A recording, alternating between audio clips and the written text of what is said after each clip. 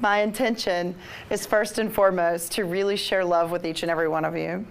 My hope is that you will receive that love, and more specifically, that we can all, including myself, walk away with at least one little access point to our own personal empowerment in 10 minutes. So just raise your hand if you believe we have an American healthcare crisis in the midst. And also by a show of hands, are you working actively every day to provide solutions for this healthcare crisis? At least 20 hands in this room. We know that we have the problems. So the problems are clearly identified. We're fat and getting fatter. We absolutely need to ban dieting. Larger than that, we know that we have a clunky healthcare system. We know that despite spending tons of money, having some of the best researchers in the world, we still don't give access to all of the options when we're in the midst of crisis. On top of that, we know that even if we have access to the options, we increasingly complain about our care system. It's either too expensive or I didn't get the proper access to exactly what I deserve in the moment. And then, on top of that, we don't trust our doctors. Just to name a few. So I believe that in this crisis, we have just started the tipping point of gathering our army. I'm proud to be part of the army of providing solutions for the healthcare system. I'm very proud to sit in the room with some of those solutions providers, even here this week, and to learn about more of what we're doing to solve this crisis. From living better to eating better to sleeping better, to also bringing entrepreneurial solutions right into our day-to-day lives and our day-to-day interactions, especially with healthcare. Especially right in this community, just a shout out to Josh, who I had at least 2 hours of conversation on the excitement for this very community to have a first of its kind, completely pioneered healthcare solution where every single person has access to all of the options, and that the consumer experience could actually be not thinking about money in the equation. So how great would that be? Who would like to go to the doctor, have access to the solution, and not actually think about money, right? So as we see how that unfolds, as well as other solutions that come about, we'll roll the story forward and we'll sit here and we'll have answers. But in the meantime, while we're gathering our army, we still have a huge problem. The problem is we're all the victim.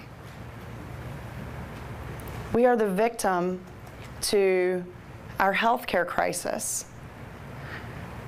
We stand in front of the problem, and we really know that even if there's a good solution out there, that's somebody else's job.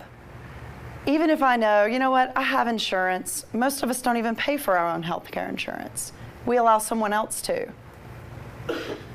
So we know solutions are in the mix for some of these obvious victim nature in our healthcare crisis. But I'm no specialist on the victimization of the healthcare crisis. And that's not what I'm here to speak about. What I'm here to speak about is how each of us can find our empowerment. So what does the victim have to do with it? For me, the victim is the true enemy of empowerment.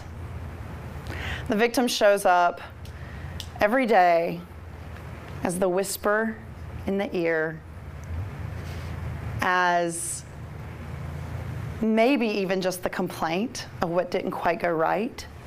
Maybe it's the disappointment of lack of access. So I sat a little bit with my own victim, and I decided that my victim isn't all that interesting because I do a very good job at disguising it. So tell me if any of you might relate to this. I don't actually have to be a victim to my health crisis because really it's not my fault, because people that are kind of slightly overweight just kind of run in my family. And it doesn't really matter because we're happy anyway. Right? How about another fun one that's one of my favorites is happened just this morning. I had to wait, I'm sure, it was at least 5 or 6 minutes for them to get the coffee that was actually in the back and replace it with the coffee with the handle that was broken so that I could have my coffee, right? It's easy to say that I'm not a victim to the circumstance of the coffee, but actually that's the victim that we get used to. So, just because we don't talk about victim every day, I want you to turn to the person to your left. Those of you that are here at the end of the row, you can team up. On the right, you can turn to each other. And tell your neighbor one thing this week that didn't quite go your way. We've got about a minute.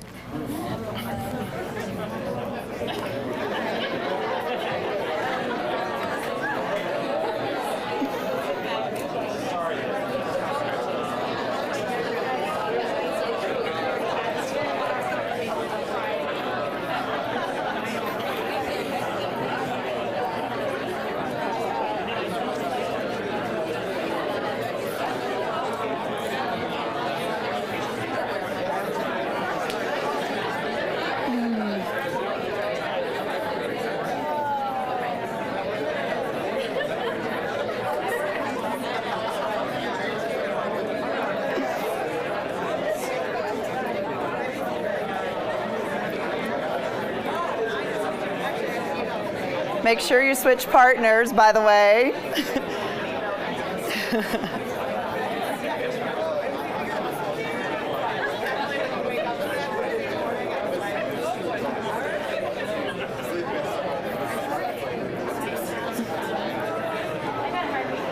So the chatter in the room fills my heart with joy, because I know that I'm not the only victim sitting in the room now. So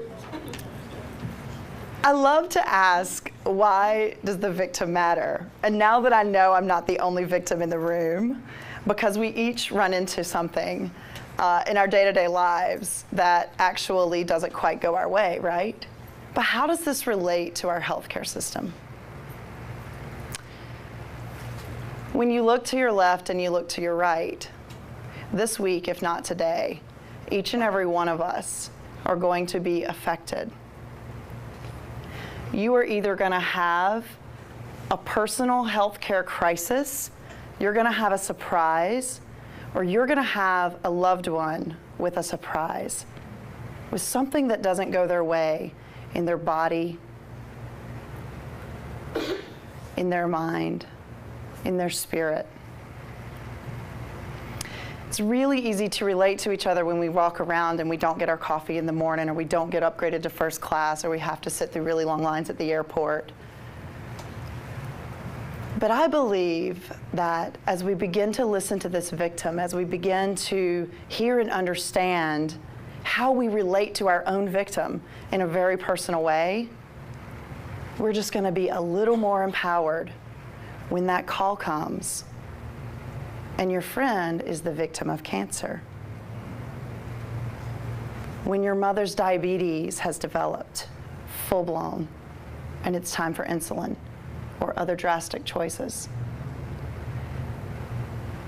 That's my hope, that we're never really going to chase away the victim. But as we begin to embrace the victim, as we understand our own victim, we can stick it in the corner. We can silence it when that friend calls, because we're used to being surprised by ourselves. And when we're used to being surprised by ourselves, we know that our fear, our victim, our inconvenience can sit aside and we can truly connect with that person in their moment. So that brings us to what is personal empowerment? Because I believe that empowerment is being prepared in every moment to sit with what is in that moment, to trust without judging the next moment. How great would it be that when we get that bad news, we could address it, seeing our fear, seeing our response, whatever human response comes up for each and every one of us, because it's going to be so different. And then embrace curiosity. Empowerment is curious. Empowerment is flawless. Empowerment will carry you through every situation. I hope, by the nature of the way things go, we don't have to deal with the true victimhood of our healthcare crisis every day.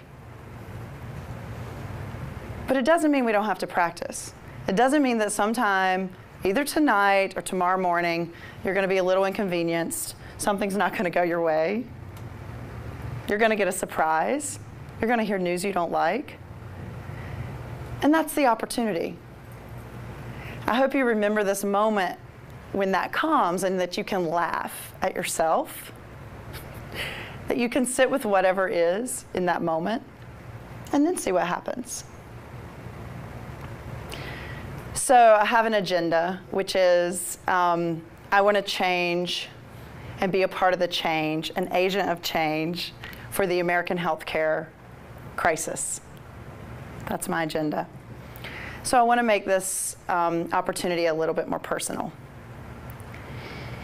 The next time this everyday moment comes up for each and every one of us, because I think it will happen every day, unless you're superhuman and already enlightened, and they're out there. When this moment arises, I want you to remember a time when you interacted with the healthcare system and didn't get what you want. I want you to remember the healthcare bill you didn't want to pay. I want you to remember a time you sat with your doctor and your doctor didn't listen to you. And then I want you, in that moment, to be curious. Just be curious. Wonder what'll happen when our healthcare system is revived. I wonder what will happen when every single person has access to options within their entire platform of healing. Wonder what it'll be like when every single person has access to healing, personal healing, empowerment, even when there is no cure. And I believe that's the point when we will all be living with our victim, but with a little more grace. Thank you.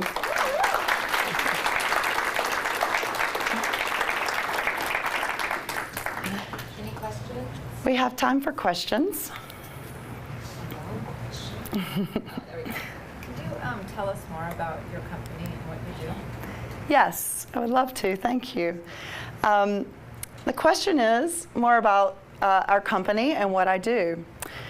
I work with a variety of companies in primarily balance integration. We design solutions for corporate, for healthcare, with companies like Bloomberg and AOL and Google. We help them design everything from what kind of classes they're going to offer, but primarily we work with them to help get their employees engaged and interested in their health. The wellness initiative. Yeah.